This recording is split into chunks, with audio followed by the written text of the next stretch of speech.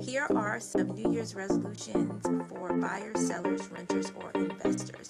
Make a resolution to find a good agent. You want to research them and you want to interview them.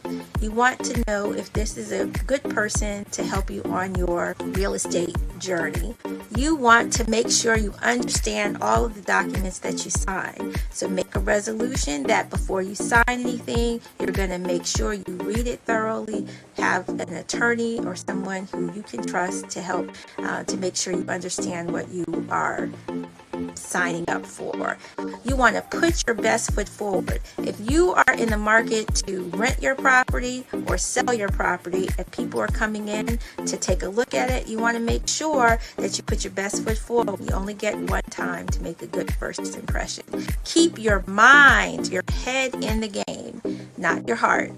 Take your heart out. Keep your mind in the game. You want to think critically and logically when you are in the process of buying, selling, and even renting. And one last tip, enjoy the process. Have fun. Be easy. Take it light. Be easy, because the energy that you put out is what you're going to get. So if you're stressed out, trust me, it's going to make the process a lot more challenging.